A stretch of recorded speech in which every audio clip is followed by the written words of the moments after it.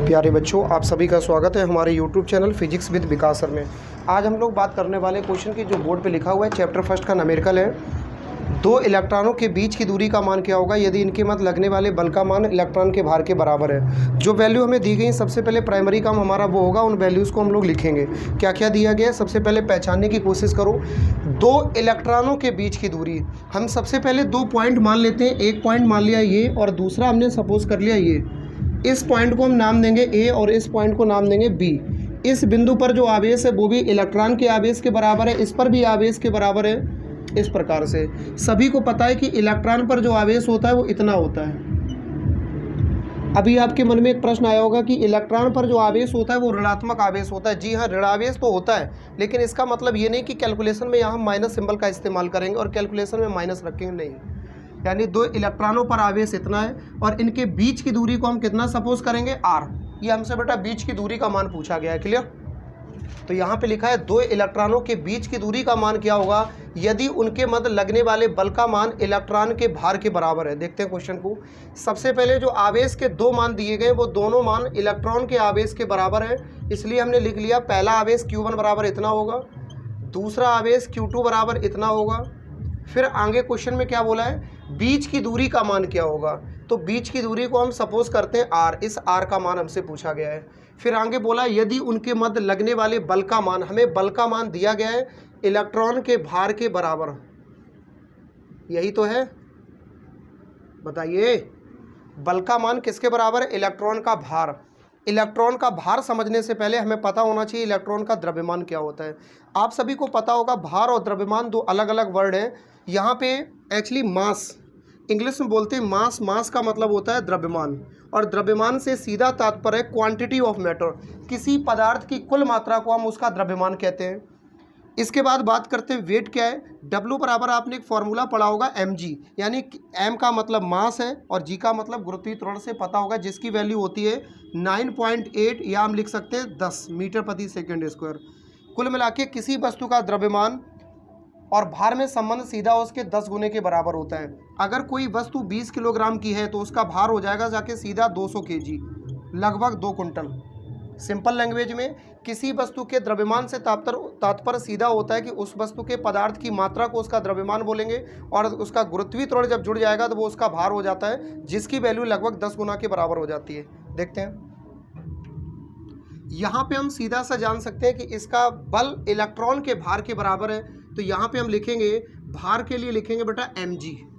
यहाँ m का मतलब होता मास और g का मतलब तो मालूम है ना, m की वैल्यू कितनी होगी, m का मतलब है इलेक्ट्रॉन का द्रव्यमान। तो बेटा आपको पता होगा इलेक्ट्रॉन का द्रव्यमान कांस्टेंट वैल्यू है, हमने लिखाया है 9.1 इंटू 10⁻³ kg होता है, और g का मतलब है गुरुत्वीय त्वरण, और गुरुत्वीय त्वरण की वैल्यू होती है 9.8। इसको हम आवश्यकता अनुसार 10 भी लिख सकते हैं। कितना लिख सकते हैं, तो यहाँ पे हम लोग कैलकुलेशन आसान बनाने के लिए 10 लिख लेते हैं। फाइनली बल का मान निकल आया। जैसा जैसा क्वेश्चन में बोला गया हमने एक एक प्रोसेस को फॉलो कर रहे हैं। दो इलेक्ट्रॉनों के बीच की दूरी, तो मान लिया कि पहला आवेश इलेक्ट्रॉन के बराबर, दूसरा आवेश इलेक्ट्रॉन के बराबर। बीच की दूरी आर का मान पूछा गया, बल का मान बताया इलेक्ट्रॉन के भार के बराबर है, और भार को हम लिखते हैं mg। m का मतलब हो जाएगा द्रव्यमान से, जब बात इलेक्ट्रॉन की हो रही तो द्रव्यमान भी इलेक्ट्रॉन का रखेंगे। g का मतलब गुरुत्वीय त्वरण हो गया, जिसका मान होता है 9.8, या हम कैलकुलेशन इजी बनाने के लिए 10 लिख सकते हैं। फाइनली दोनों का मल्टीप्लाई करेंगे, किसका मान आ जाएगा, बल का। और बल का मात्रक क्या होता है, न्यूटन। मन में प्रश्न आया क्या बल का मान पूछा गया था, नहीं, बल का मान नहीं, बल्कि हमसे आर का मान पूछा गया है। बल का मान हमें दिया गया था, बस रूप अलग था, हिंदी में लिखा था, इसको हमने मैथमेटिकल लैंग्वेज में लिख लिया। अब फाइनली आर का मान निकालेंगे। तो आर का मान हम कैसे निकाल सकते हैं, आपको पता है चैप्टर फर्स्ट है, दो आवेश हैं, बीच की दूरी की बात हो रही है, तो लगने वाले बल की बात हो रही है, आवेश है, तो इसका सीधा मतलब है कूलाम का नियम लगेगा। तो हम लिखेंगे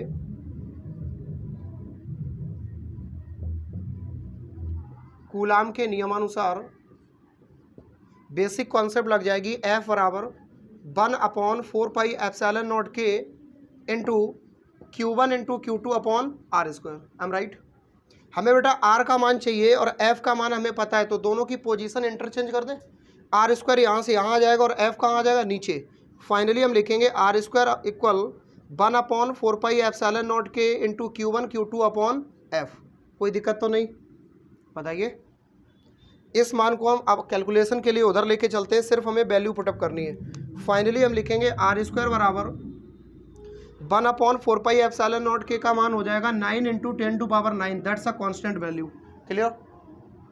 Q1 और Q2 का मान रखेंगे, दोनों का मान समान है क्योंकि दोनों इलेक्ट्रॉन के आवेश के बराबर है। तो 1.6 × 10⁻19 ये हो गया Q1 का मान, इनटू में फिर से लिखना है Q2 का मान 1.6 × 10⁻19 is divided by F। Am right. अब कहोगे ये भी ऑलरेडी इसकी वैल्यू हम रख चुके हैं, इतने पूरे की वैल्यू ही होती है इतनी, तो डिवाइड में बचा बेटा केवल F, ये रहा 9.1 × 10⁻31 और इनटू में क्या लिखा है 10। बस इसका हमें कैलकुलेट करना है, फाइनल मेरा आंसर आ जाएगा। चलिए हम शुरू करते हैं। सबसे पहले लिखेंगे आर स्क्वायर बराबर, सभी लोग ध्यान से देखो, यहाँ से अगर हम पॉइंट हटाएंगे 0 एक ऊपर बढ़ जाएगी। बताओ बताओ बताओ। एक दूसरा तरीका भी है कि इसके पॉइंट से इसका एक पॉइंट कट जाएगा। बताओ बताओ बताओ। तो इसके दशमलव से इसका एक दशमलव कट जाएगा, तो 9 को ऐसे ही लिख लो। यहाँ लिखा है 10⁹, इस पर कोई चिन्ह नहीं लगा, तो कौन सा है बेटा प्लस। यहाँ पे लिखा है -19 और ये भी लिखा है बेटा -19 और -19 -38 में से 9 घटा दो, -29। बताइए 19 माइनस के 38 हो जाएंगे, और 38 में से 9 घटा दो, माइनस के 29 हो गए, इनटू इसके दशमलव से इसका दशमलव कट चुका है तो ये 16 बचा। यहाँ पे इसको ऐसे ही लिख लेंगे 1.6, ये पॉइंट है, इनटू 10⁻- 31 नीचे ऊपर जाएगा, किसका हो जाएगा बेटा प्लस का 31 हो गया। अब डिवाइड में क्या बचा है, इसके दशमलव से इसका दशमलव कट चुका है तो क्या बचा है 91, और साथ में क्या लिखा है बेटा 10 लिखा रहने दो। यहाँ से दशमलव हटाएंगे, नीचे एक 0 आएगी। बताइए, तो आर स्क्वायर बराबर लिखेंगे 9 × 31 में से 29 घटाओ, 31 में से 29 घटाओ, 31 में से 29 घटाओ, 10 की घात कितना बचेगा 2, क्योंकि बड़ी संख्या का चिन्ह लगाएंगे तो प्लस का 2 लिखा है, इनटू 9 को हमने 9 ही लिख लिया, 31 में से 29 घटाया 2 बचा, और 16 को हम ऐसे ही लिख लेंगे। यहाँ से हम दशमलव हटाएंगे, नीचे एक 0 बढ़ जाएगी, तो ये वाला भी 16 ऐसे ही लिख लेंगे। डिवाइड में क्या बचा 91 × 10 × 10। बताओ किसी को कोई दिक्कत, कोई प्रॉब्लम तो नहीं। चलो हम हल करते हैं। आर स्क्वायर बराबर हम क्या लिखेंगे बेटा, 9 से बोलेंगे नहीं, 10⁻2 लिखा है, ये देखो 2, ये तो प्लस लगा हुआ है। अब 10⁻2 को हम क्या लिख सकते हैं 100 × 16 × 16 बटे 91, 10 का 10 में गुणा करेंगे कितना आएगा बेटा 100। कोई दिक्कत, 100 से 100 कट गया। हमें किसका मान चाहिए, आर का, आर स्क्वायर का मान नहीं चाहिए। तो हम आर का मान निकालने के लिए एक फॉर्मेट इसमें अप्लाई कर सकते हैं, वो फॉर्मेट ये है, इसका वर्गमूल हो जाएगा। ये आर स्क्वायर है, यहाँ पे कितना है आर, 9 का वर्गमूल कितना होगा 3, 100 का वर्गमूल, 100 तो कट गया ना मेरा, 100 छोड़ दो, 16 का वर्गमूल कितना होगा बेटा 4, फिर से ये 16 का कितना होगा 4, डिवाइड में लिखा है 91 किसी का डायरेक्ट वर्गमूल नहीं होता है, क्योंकि अगर आप पढ़ने लिखने वाले बच्चे हो तो आप समझते होगे 9 का वर्ग कितना होता है 81, और 10 का वर्ग कितना होता है बेटा 100। 81 और 100 के बीच में कितना आता है 91, दिमाग लगाओ तो समझ जाओगे। 81 और 100 के बीच में कितना आता है, देखो 9 का वर्ग है 81 और 10 का वर्ग है 100, और 91 कहाँ आता है 81 और 100 के बीच में आता है, तो ना तो ये 9 का वर्ग है और ना ही ये 10 का है, तो इसके ठीक बीच में चले जाओ, कितने का वर्ग हो गया 9.5। फिजिक्स की कैलकुलेशन हम समथिंग में कर सकते हैं, तो ऐसी प्रोसेस को यहाँ इस तरह से भी हल किया जा सकता है। तो ये फाइनली स्क्वायर कितने का हो जाएगा, लगभग 9.5 का। समझ में आया कि नहीं आया, इसको कैलकुलेट कर लो। आर बराबर, चलो इधर लिख देते हैं, देखिए फटाफट, 4 का 3 में गुणा करेंगे, 4 तिया 12 और 12 चौको 48, लिखेंगे आर बराबर 48 इज डिवाइडेड बाई 9.5। तो बेटा यहाँ से